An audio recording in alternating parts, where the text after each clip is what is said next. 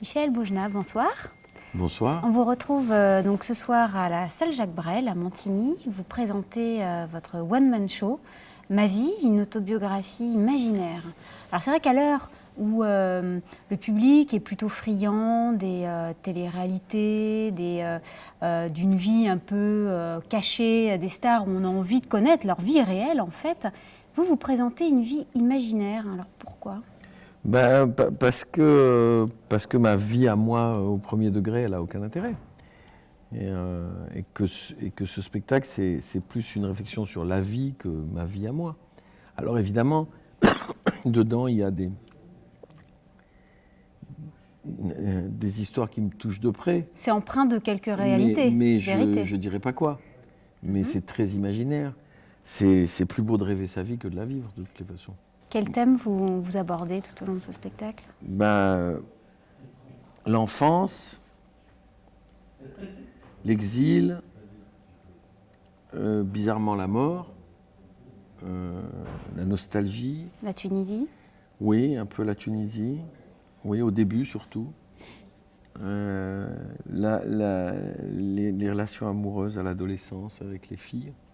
Évidemment, tout ça est très drôle, enfin en principe. Drôle ou touchant, mais moi je peux pas. Là, assis dans un fauteuil, je suis incapable de vous faire rire comme ça. De quoi on va rire ? De ma capacité à tourner en dérision tout. Par exemple, quand un gamin de 10 ans à 4 heures du matin réveille ses parents en leur disant à quoi ça sert de vivre si à la fin c'est pour mourir ? Pourquoi la vie est éphémère et la mort éternelle ? Et le père lui dit, mais à 4 heures du matin, tu veux savoir ça ? Tu veux pas attendre 8 heures, tu vois ?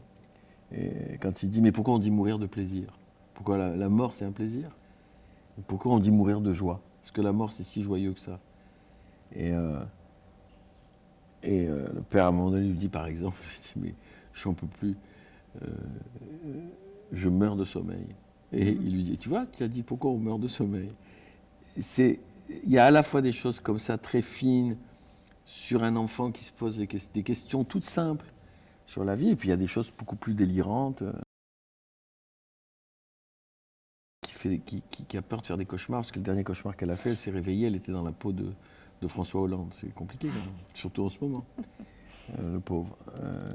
Dans la vie, je suis très pudique, y compris, alors que je le suis un peu moins dans le spectacle, mais on va rire ou on va être touché d'une mère qui dit enfin la vérité. Parce qu'elle dit en gros, que les mères, finalement, le rôle qu'on leur a donné, le rôle qu'elles ont assumé, c'est d'être inquiètes et de nourrir leurs enfants. Et elle dit, en fait, moi, j'avais pas envie de ça du tout. En fait, j'étais pas inquiète. Mais si j'avais pas été inquiète, on aurait dit que j'étais une mauvaise mère. Mon fils m'aurait dit, maman, je veux faire un test de maternité. Au bout de 35 ans de travail seul sur scène, je suis toujours incapable de parler de mon travail. Je suis toujours...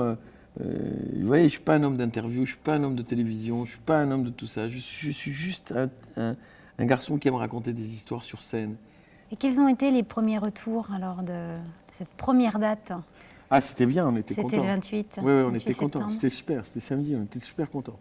On va bien voir comment ce petit bébé va continuer à évoluer oui. Tout au long de cette tournée ? Bien sûr, tout le temps. Mais tout le temps, même quand je vais faire Paris, il évolue tous les jours. Tous les jours, il arrive un petit truc ou un gros truc.